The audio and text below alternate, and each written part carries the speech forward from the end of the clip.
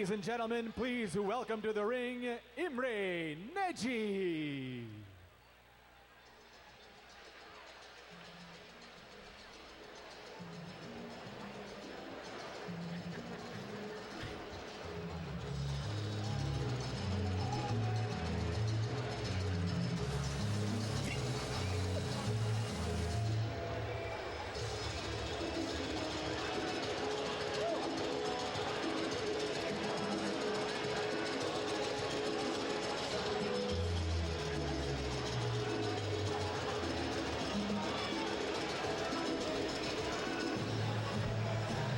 Look at Nagy coming in from Hungary.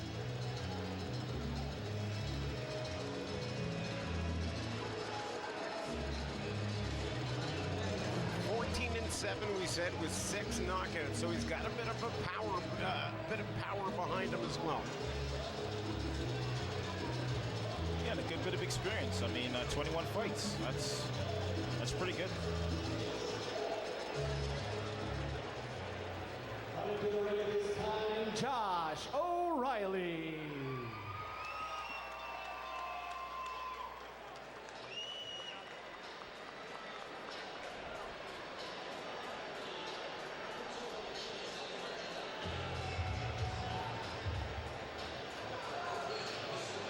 Josh O'Reilly making his way to the ring. He's a perfect 5-0, and Sid, again we see a former champion, a former boxer as the third man in the ring in Donovan Boucher. Yeah, and I just think it's great that guys that have retired from competing in the ring are now in the ring helping do what they love to do and see other boxers, shoot for their dreams. And he's a great referee. I've seen him do a couple of fights already, this year. So good stuff.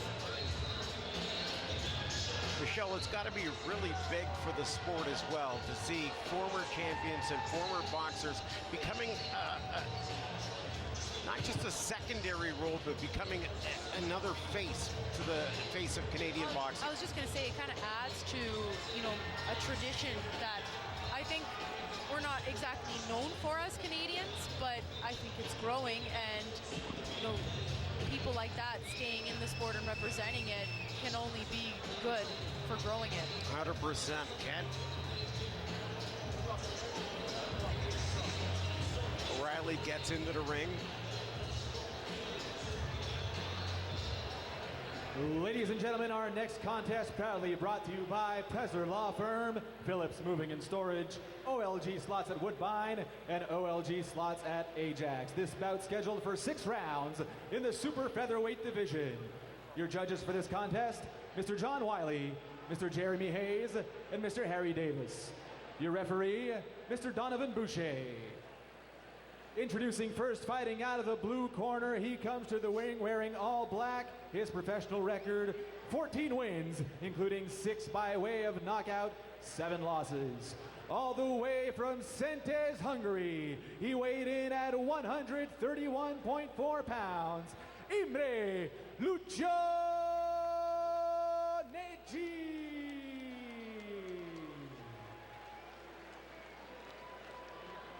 And his opponent fighting out of the red corner, wearing the colors of the Emerald Isle, he hails from Steeltown, undefeated as a professional, 5 wins, no losses. He weighed in at 131.4 pounds, Josh Dubs O'Reilly.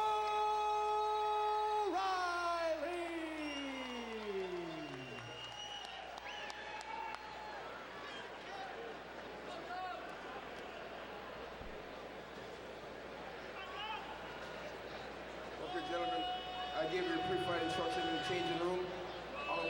All I want is for you to listen to my comment at all times, protect yourself at all times. Over here is good, over here is good. All right, touch glove, guys. Good luck to both of you. Well, we get set for the first round. How important is it that Josh O'Reilly, coming off a broken hand, you gotta wonder if he's holding back a little bit, maybe, second guessing throwing that hand? he should have probably had it tested up pretty good in sparring and during training. So he should be in there very confident that everything is good and just let punches fly.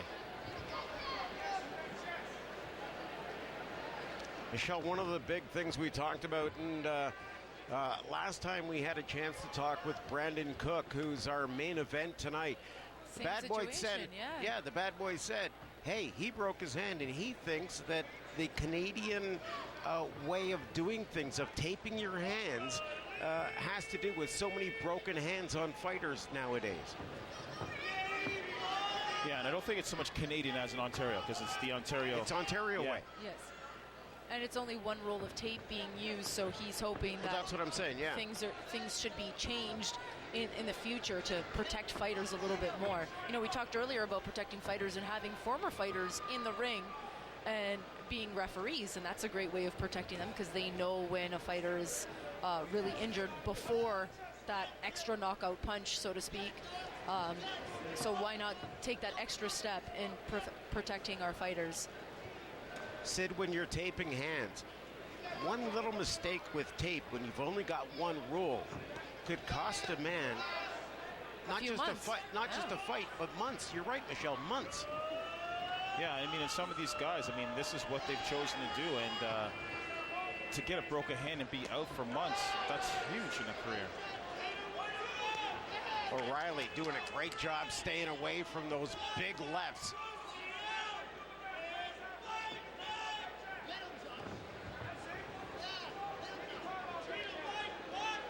Michelle, O'Reilly seems to be going right for the body in the early going. Yeah, he's doing a really great job slipping, and you know, when he slips, we talked a little bit earlier about taking advantage of the opportunities when he's seen them, and it's happening instantaneously.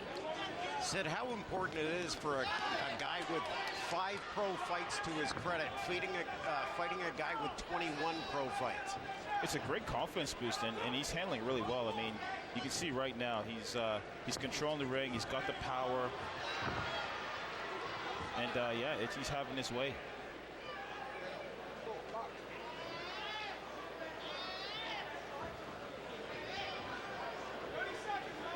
You know, Doug, I think too, Nagy's record is actually a little bit deceiving because 6 of his 21 fights were against competitors or opponents that were making their debuts. And Nagy's body becoming a little bit red there from O'Reilly's body shots. Oh, good punch from O'Reilly. That left connects right to the kidneys. O'Reilly showing some really good power here early in the first, and those body shots, they're not only landing, they're landing hard with considerable power. Nagy, you know, he tried to throw a couple flurries there, but they were small, tiny taps, you know? And Nagy's, you look at him in the corner, and Nagy is breathing heavily after that first round. So you got to wonder, Sid, those body shots are taking their toll. Yeah, they are, and he's going to come out thinking about not getting hit to the body, which is going to open up his head. Yeah. Head. You can see his corner telling him, watch out for that combination because that left is going to drop from up top to down low, and there's where he connected. Yeah, and Riley working both sides. O'Reilly's doing a great job there. And, you know, we've got a little bit of a connection as well. You know, O'Reilly hailing out of Hamilton. Nagy's actually fought before here in Canada as well, and the only other time he's fought in Canada, he fought Stephen Wilcox, and that was actually a loss as well for him. So one of his 7 losses came to the one and only Stephen Wilcox. Sid, Hamilton's becoming a real hotbed for up-and-coming boxers. Yeah, the steel town, you know, and like you know, Michelle alluded to earlier, they understand that they need to work together and work with other fighters in Canada to produce the best. And as long as they keep on doing that, we're going to have a long history and tradition of good boxers coming out of Hamilton. Good quality left and right coming from O'Reilly. Overhand right, left, trying to put together a combination. Nagy coming in for the clinch. They move back to the center of the ring.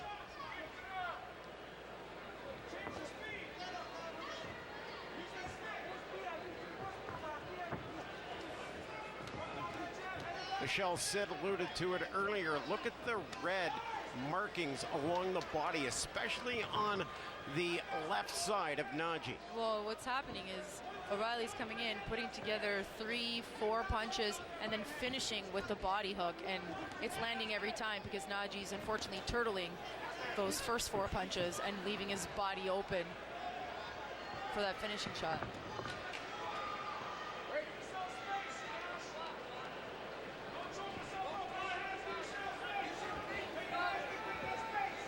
Liver shot. You gotta like those, don't you, eh? Oh man, they're brutal. Good combination, following it up. There's a nice shot coming from O'Reilly. Not only is O'Reilly a hard puncher, he's very accurate. Yeah, not a lot is missing right now, I guess. Yes. But when you got a guy that's laying himself open like that, it's a target that just, you know what, you can't help but hit the bullseye.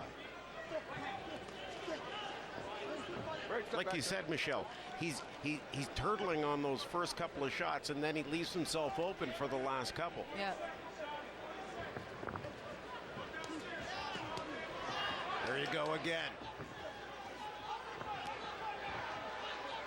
O'Reilly with a great job working the body. Tries to go over top and just missed. They tangle at the corner, and Donovan Boucher, our third man in the ring, moves them back to the center of the ring.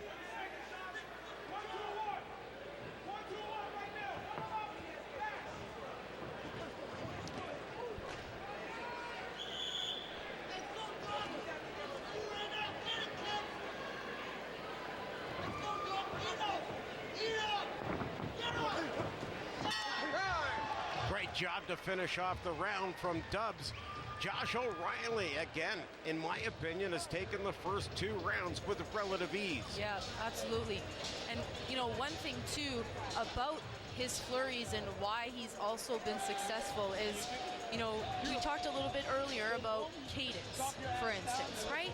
So switching up your cadence, having, you know, 2 slow, 3 fast, that kind of thing. But what he's doing that with his power. So he can come in and he's killing you with his speed at first. His first 3-4 punches are tap, tap, tap, speed in your face, and then he's finishing with the hard body shot. So he's giving you so many different things. He's not only going to head and body, he's giving you different speeds, and he's also varying his power. So he's doing a lot of really good things on offense right now. Oh, absolutely. And Sid, as a coach, how do you tell your guy to defend against that?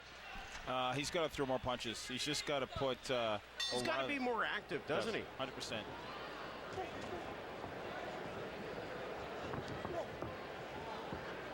Yeah, there's a point in the fight where you have to just say, you know what, let it all loose.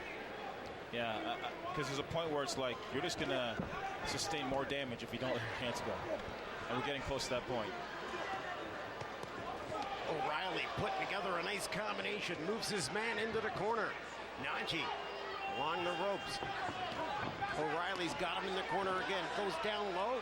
Good combination over top with the right. He knocks him down.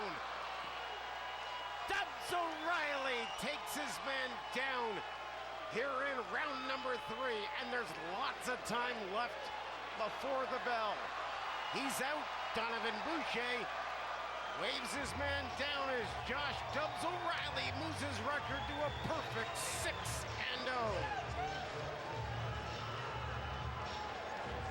First knockout as well.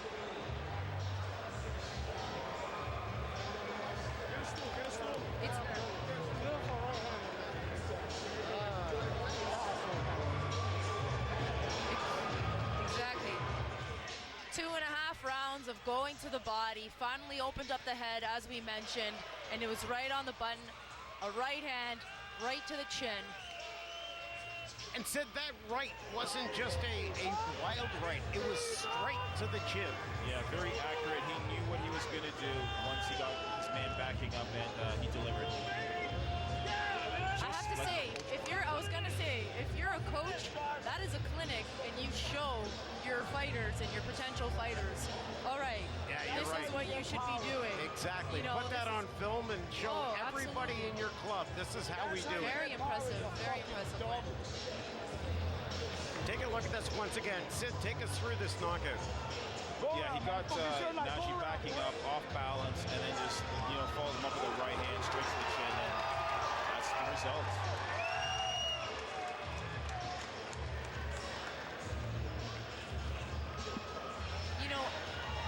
Other things that need to be mentioned too with how effective body shots are. So not only do they hurt like heck, but they affect your breathing immensely. It's so hard to breathe in there, and when you can't breathe, you get tired. What happens when you get tired? Your hands fall down. So it's just a succession of bad to worse when you're a fighter and you're taking that kind of punishment and you're trying to be defensive and you're trying to, protect yourself, really. And at the end of the day, that's what he's trying to do, at least protect himself. Great job by O'Reilly to finish things off in style. Ladies and gentlemen, the fight is stopped at 48 seconds of round number 3. Your winner by TKO, Josh Dubs O'Reilly.